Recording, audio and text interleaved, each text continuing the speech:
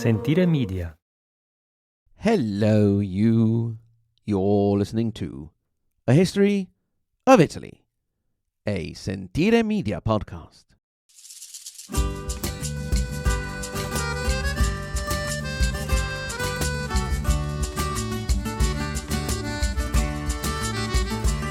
Episode 167. The Italian Wars Fall. Charles has left the building. E così ritorno su, lascio I colli nelle valli, tra due salici piangenti, io ritrovo la speranza di un amore che ormai fu. In the last episode, we accompanied Charles VIII, King of France, out of Naples as things were getting a bit tense. Up north, Duke of Milan Ludovico Sforza, who had originally called Charles into Italy, was now besieging the king's ally, Louis, Duke of Orleans, in Novara. Venice, Milan, the Papal States, the King of Spain and Sicily, Ferdinand II of Aragon, and Holy Roman Emperor Maximilian had formed a Holy League, or League of Venice, which was not openly but evidently anti-French, and the ousted King of Naples, Ferrandino, had landed on the mainland after escaping to Sicily. He was joined by a general sent by his cousin, King Ferdinand of Spain, Gonzalo de Cordoba. King Ferrandino of Naples led his troops to the town of Seminara, in the current-day province of Reggio Calabria, where on the 28th of June, 1495, he was met by a French force. Initially, things went well for him, but pretty soon, his Calabrian troops panicked in the face of the highly trained and experienced French and Swiss troops, and the Neapolitan king, who had fought very bravely, was not able to rally them. The king, his bloodlust roused, was now surrounded, and his horse fell under him. At this point, a long-term loyal friend of the king, Giovanni di Capua, seeing his king and friend in danger, went to him and offered his horse. The king, knowing the danger his friend would face, hesitated, and Giovanni supposedly said, "With me dies nothing. With the king is the life and health of an entire people." The king took the horse and managed to escape, while Giovanni was cut down and killed. Despite their victory, the tide was turning against the French. The people had soured towards them, and Ferrandino was able to enter Naples on the 7th of July. The French forces in the city retreated to their fortresses, but eventually they would capitulate. A French relief force came along and actually gained another victory, but the French governor, the Comte de Montpensier, did not hear about it and ended up reaching terms with Ferrandino. This was quite representative of the chaos that would happen any time something went down in the Kingdom of Naples, since any war was often a war against an invading power, such as Hungarians or French, but also a civil war, with the barons of the realm who sided with said invading army.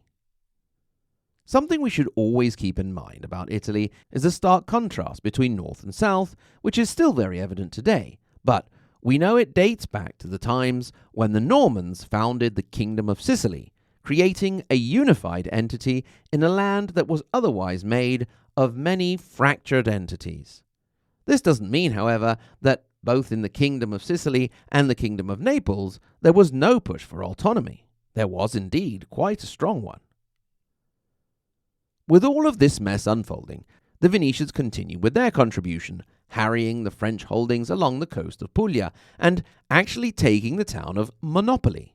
Yes, there is a town to this day in southern Italy called Monopoli, but with an I instead of a Y at the end. Meanwhile, King Charles was on his way north. He stopped off in Siena. We haven't spoken a whole lot about Siena so far. For the moment, we'll just mention that it was still an independent republic at the time of our narrative, as it had been since 1126, and still had another 60 years to go, squashed as it was between the Republic of Florence to the north and the Papal States to the east and south. By the end of the 16th century, both republics, Florence and Siena, would disappear into the Grand Duchy of Tuscany, but that is a story for another day. although Siena may get its own episode too. In any case, Charles was asked to intervene in local Sienese affair, made a bit of a mess of it, and then went on. The next issue to look at was that of Pisa and Florence. First of all, you may remember me saying that Pisans and Florentines hated each other, and perhaps still hate each other. There is a saying in Florentine that goes, "Meglio un morto in casa che un pisano all'uscio." Better a death in the family than a Pisan on the doorstep. Having said this, the same can be said of many combinations of confining Italian cities who hated and hate each other. Anyway, the Pisans wanted the French to guarantee their independence from Florence, while the Florentines wanted Pisa back. The French wanted to keep their very rich allies, the Florentines, happy, but also saw the advantage of having their own influence over an important Tuscan port city like Pisa. Charles's solution was to not go either way, making vague promises on both sides, but mainly supporting Pisa through the representative he left there, Robert de Balzac, Baron d'Étranger. The result was around 15 years of a confusing war, with Milan and Venice getting involved supporting Pisa, then Milan changing their mind, then the French selling off bits of Pisan holdings to Genoa, Lucca, and so on.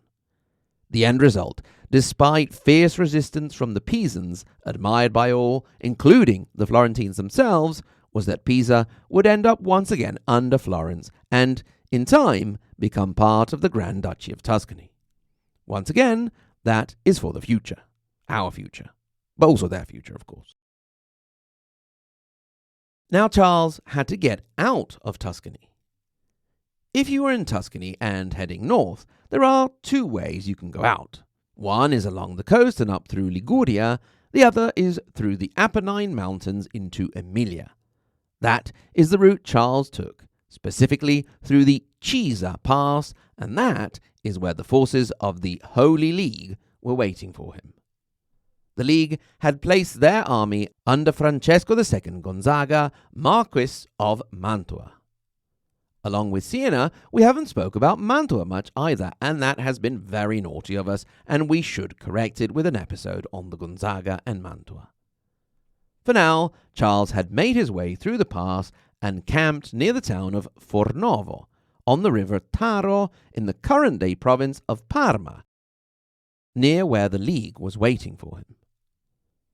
As with most places in Italy, the Taro Valley is a very nice place to wait for an army. Not too far away is one of my favourite castles, the Castle of Bardi, which I did a Halloween episode on, the ghost of the Castle of Bardi. The only drawback of visiting the province of Parma nowadays is that they are really keen on their speed cameras over there, so you're almost sure to get a speeding ticket, unless, of course, you're not Italian and have the amazing ability to conform to speed limits. Parma, of course, is known for the famous Parma ham, Felino salami, and the Parmigiano Reggiano cheese, although I am now compelled, once I mentioned it, to stress that most of that kind of cheese is made on our side of the Ensa River in the province of Reggio Emilia. So if you want the good stuff, you make sure you buy Parmigiano Reggiano and not Parmesan. Anyway, shockingly, I digress. So, we had the Holy League army headed by Francesco Gonzaga, so also including some Mantuans, but mainly made up of Milanese and Venetians, facing the incoming French army made of French, Germans, Swiss, and some Italians. The Allies had around 20,000 troops to the King's around 11,000. After actually occupying the town of Fornovo, in the early morning hours of the 6th of July, 1495, Charles sent out a scouting party of about 40 men. They were sighted and attacked by an allied force of around 600, with most of the scouting party being killed and their heads stuck on pikes to be marched triumphantly back to the League camp. The French then took positions on the left side of the river, the artillery aiming in that direction with the Allies on the right side. The churning waters of the Taro had been engorged by a summer storm that had also made the surrounding fields highly impractical for maneuvering the artillery. Charles on one side and Francesco Gonzaga on the other had rallying speeches about how rubbish and cowardly the other side were, and focusing very much on the promise of booty. This emphasis is one of the elements that are kept in mind when trying to figure out who actually won the ensuing battle, if anyone actually did win it. Gonzaga's plan was to separate his forces and cross the river in different positions, distracting the vanguard, where the French expected the main attack, to then attack the rear. This plan went off the rails pretty quickly due to the conditions of the river and the terrain. The French were able to get their act together and pretty much resist, not being able, however, to cause as much damage as they could have done due to the difficulty with maneuvering their artillery. After about an hour of fierce fighting, the French moved up to higher positions, and the exhausted Venetians who were in that point could not follow them. A one-day truce was called, but the Battle of Fornovo was actually over. The French king had been in real personal danger more than once, also at the hands directly of Francesco Gonzaga himself, who had come close to capturing Charles, but had not managed to fight his way through the monarch's numerous personal guard. In the end, Gonzaga's reputation was greatly enhanced by the battle. Another League commander, Bernardino Fortebraccio, managed to survive the battle despite being wounded 25 times, 3 of which directly to the head, which exposed his brain. He was saved thanks to the fact that his unconscious body was dragged and hidden in a ditch until the end of the battle. In the end, you could say that no side really lost or won, which you could call a draw or a tie, but it was a little bit more complicated. The League had wanted to destroy the French army and had not managed to, but they had seen the enemy off the field, which at the time was considered a win, and they managed to take all of the French supplies and booty. They had, however, suffered greater casualties than the French. The French simply wanted to get out of Italy, and in the end they did, although they had lost all of the booty they had collected during their long Italian campaign. The lost items included one of the king's personal helms, 2 royal flags, and Charles's own personal private collection of pornography, which at the time meant erotic drawings. Whatever the case may have been, this long and bloody battle, with many casualties, use of artillery and harquebusiers, although not decisive in their specific role, was something the Italians were not used to, and the dawn of a new kind of warfare. After Fornovo, the French continued all the way to Asti in Piedmont, the lands of their allies, the Savoy, where they arrived on the 15th of July. Gonzaga and his troops followed along without engaging, and then joined Ludovico Sforza at the siege of Novara, where Louis of Orleans was still holding out. By the end of September, his army, decimated by disease, had to give up and leave. He would not be able to make good on his claim to the Duchy of Milan for now. On the 9th of October 1495, the Peace of Vercelli was reached. More of a unilateral peace with Milan than with the League, but it allowed Charles the use of Genoa, a doorway back to try and restake his claim. His honor could be said to be more or less intact. Francesco Gonzaga could now take the rest of the League forces south to help the King of Naples, Ferrandino, and Spanish General Gonzalo de Cordoba with the cleanup operations. The French viceroy, the Comte de Montpensier, ended up surrendering at Atella, in the modern-day region of Basilicata, between the toe and the boot of the peninsula. He would later die of disease in captivity.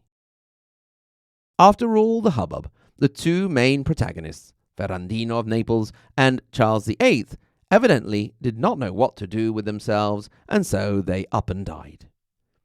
In October of 1496, Ferrandino died and was succeeded by his uncle, Federico. Interestingly, the King of Spain, Ferdinand, felt that his claim to the throne was a bit stronger, but he let it slide. For now. In April 1498, Charles of France was on his way to see a game of jeu de paume, an early form of tennis. On the way, he banged his head on a door frame really hard. He brushed himself off and went off to see his game. On his way back, he fell into a coma and died 9 hours later. He was 27 years old. Since his children had died before him, he was the last of the elder branch of the Valois. The succession fell to his brother-in-law and cousin. Can you guess who that was? That's right. Good old Louis, Duke of Orleans, became King Louis XII. With a kingdom to fix up a bit, but most interesting for our story, a claim to the Duchy of Milan, and a pretty big bone to pick with the Duke, Lodovico il Moro. He wasn't going to let that slide any time soon.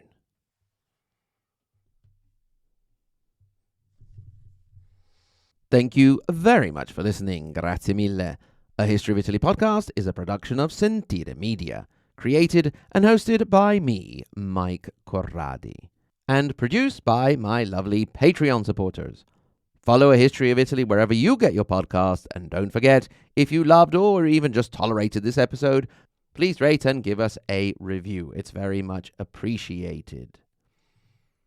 As always, I'd like to thank some of my Patreon supporters, starting with the third part of the Margherita Hack and Galileo Galilei level donors, and they are Mike M, Neville, Niels, Paradise, Patrizia K, Peter F, Rachel, Rocco B, Roberta D, Rod L, Rodney N, Rudy F, Russell F, Sandra P, Scott L, Sean Shelby, Shelley U, Stephen, and Tap Dance Down Under.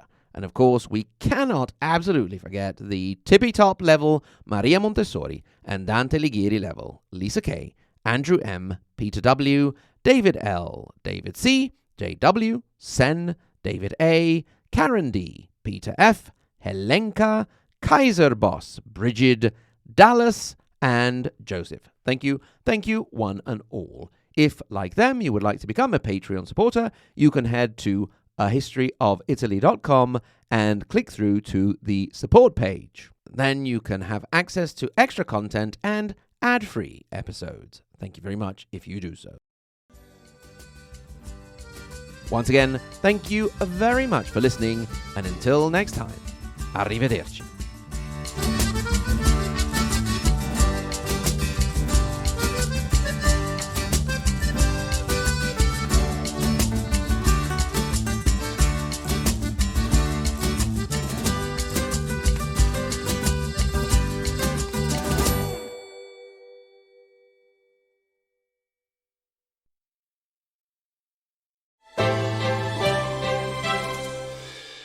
Hey, podcast producers and show hosts. Do you want to join a podcast network that celebrates all things Italian? At Sentire Media, we understand the allure of Italy and its unique culture. Our devoted team of hosts and producers are all driven by their shared passion for Italy.